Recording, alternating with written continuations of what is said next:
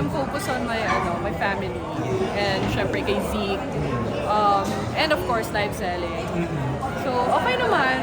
So, na-manage ko naman lahat sa bahay. And of course, pagdating sa work. Kasi at least handle ko yung time ko. Hawak ko yung oras ko at yung schedule. Hindi ka ba nanibago? Kasi syempre, medyo nagpahinga ka after Yes. giving birth. What do you mean nanibago sa Nanibago ka ba sa lahat ng gawain? sa live selling? I mean, Or sa... syempre bago po ang live setting sa'yo. Yes, oo naman. Nanibago ako in a way that it's a little corporate. Yes. Siyempre, meron na kami DM Studios, and siyempre, yung mga technicalities kailangan ko pang matutunan. As you go along the way, kailangan mo to learn continuously. Yes. So, medyo, siyempre, nanibago din ako somehow. Pero sobrang open ako to learn eh. Yeah. Bago rin po yung role mo dito as Yes, VP Sales. As a VP Sales.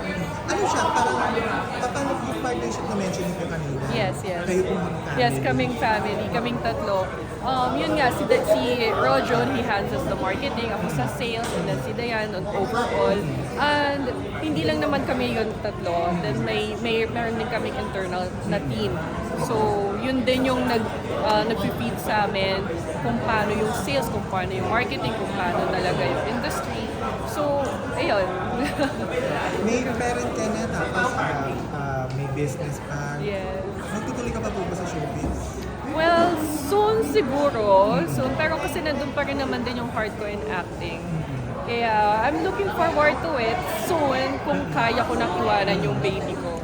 Kanina na itanong dito kung game ka pa bang pumasok na sumali ng beauty pageant. Ano na lang, syempre hindi may iwasan na isa ka sa mga Yes. favorite ng mga fans ng pageant na maisip in mind kapag may beauty contest. Anong feeling mo pag ikaw yung naisip mo? Syempre nakakataba naman ang puso, di ba? Lalo na it's been 10 years. 10 years ago na yon. And yung ibang nakasama ko sa industry, na showbiz business, na ano pa nila, na-acknowledge pa rin ako and nakikilala pa rin nila ako. Sobrang ang sarap sa feeling. But then, pag tinatanong nila ako kung babalik ako sa pageantry, I'm not sure kasi mom era na ako eh. Although siguro kung meron akong isusupport or kaya they ask for my support, then I'll go. Pero kung magpo-focus ako doon, hindi na muna for now kasi I'm focusing on the business and sa family ko. Pero updated ka sa mga nangyari sa pageant? Not really, yun na nga eh, not really. Yes, kasi syempre, kinasal ako. And then 2 months after, nabuntis ako.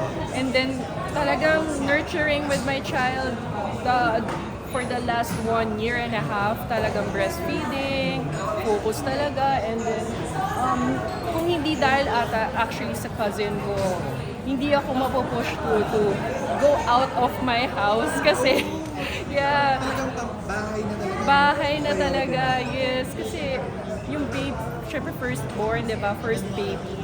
So, chine-cherish ko talaga every moment.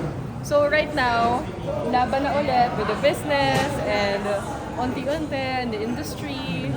So, ayun. Game na. Eventually, siguro after 1 year, pwede na. So, na-mention mo rin na kanina na yung given a chance, medyo lumaki na yung baby. Kasali ka pa ulit? I know na.